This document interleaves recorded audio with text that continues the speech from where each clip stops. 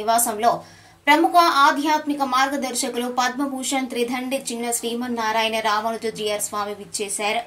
తమ నివాసానికి విచ్చేసిన చిన్నజీయర్ స్వామీజీని మారం రెడ్డి, అమర్నాథ్ రెడ్డి బృందమ్మ దంపతులు ప్రత్యేకంగా స్వాగతం పలికి ఆశీర్వాదం పొందుకున్నారు. ఈ సందర్భంగా చిన్నజీయర్ స్వామిని భక్తులు దర్శించుకుని ఆశీర్వాదం తీసుకున్నారు. అనంతరం ఆయన భక్తులను ఉద్దేశించి మాట్లాడుతూ విజ్ఞానం లేని చదువు ఎందుకు పనికిరాదని, విలువలతో కూడిన విద్యను ప్రతి ఒక్కరూ అభ్యసించడంతో పాటు మానవ సేవే మాధవ సేవ అన్న విధంగా తోటివారితో పాటు ప్రతి జీవికి చేతనైన సాయం చేయాలన్నారు. ఈ కార్యక్రమంలో ఎన్డీసీసీబీ మాజీ చైర్మన్ శ్యామ్ సుందర్ రెడ్డి, కనుపూరు ముత్యాలమ్మ, ఆలయ చైర్మన్ సిద్ధారెడ్డి, కట్ట సురేఖారెడ్డి, ఈదా రత్నశ్రీ తదితరులు స్వామీజీని దర్శించుకుని ఆశీర్వచనాలు పొందుకున్నారు.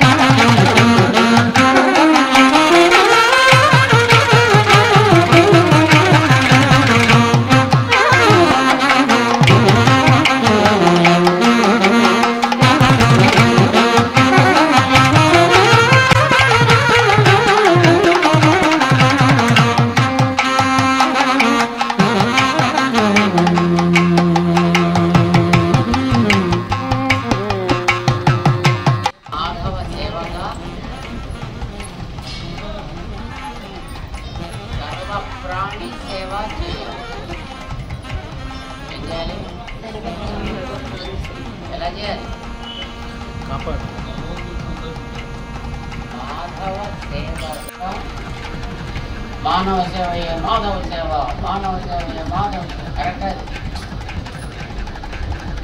ఎలా ఉండాలి మన స్లోగన్? మాధవ సేవగా అలాగే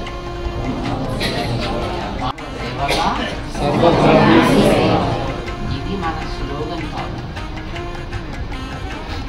అదే సర్వప్రాణి సేవ అంటే అన్నింటికీ మనం వెళ్ళి చేయలేం కనుక గమనించి దానికి చేయాలి. మీరు గోక్కోవాలంటే ఎక్కడ గోక్కుంటారు?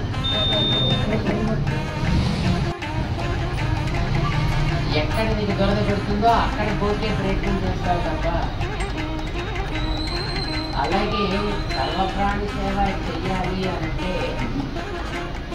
ఎక్కడ అవసరం ఉందో అక్కడ చేయాలి. ఎక్కడ చెట్లలో అవసరం ఉందో అక్కడ చేయాలి. ఎక్కడ నీటికి సేవ అవసరమో అక్కడ నీళ్ళకి, ఎక్కడ గాలికి అవసరమో అక్కడ చేయాలి. గాలికి ఎక్కడ అవసరం ఉంటుంది? కరెక్ట్.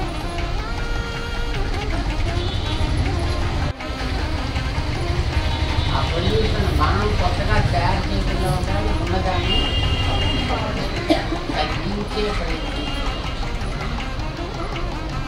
నేలను ఎక్కడ శుద్ధి చేయాలి? నేల, నీరు, చెట్లు, గాలి, పక్షులు, పశువులు, మనుషులకి.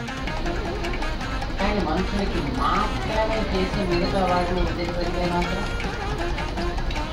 అది దోషం, అది తప్పు.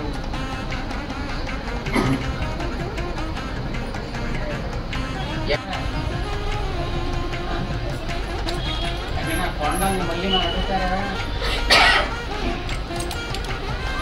అడుగుతారా? ఎందుకని?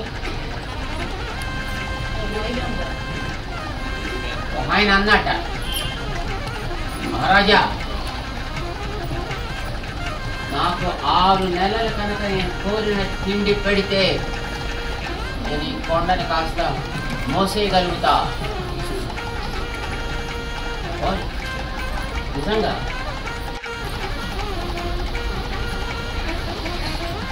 అందులో కామారెడ్డి రెడ్డి గారు పెట్టినట్టుగా అందరికీ శుభ్రంగా ప్రసాదంగా మరి ప్రారంభించారు. కొండ దగ్గరికి మొత్తం చూడడానికి మనకు ఊరంతా వచ్చేసింది. వాడు వచ్చాడు. అలాగే ఉంటాడు తప్ప లేవడే. గంట అయింది, 2 గంటలైంది, 3 గంటలైంది, వాడు ఇలాగే ఉన్నాడు. రాజుగారు అడిగాడు, ఏరా మోస్తాన్నావు కదా, ఏం చేస్తున్నావు? అరే ఎవరు ఎత్తి పెట్టండి సార్ నా మీద.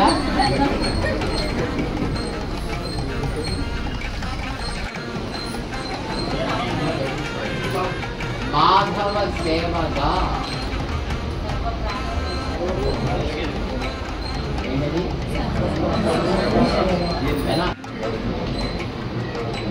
అదే కారెక్కేదాకా కూడా ఉండదు సార్.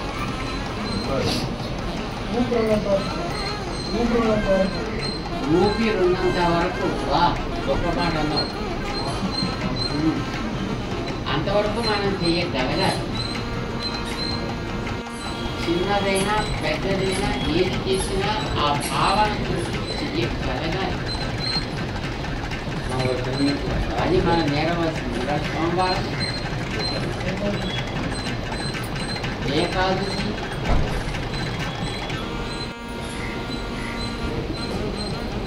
చాలా మంచి రోజు, చాలా మంచి రోజు.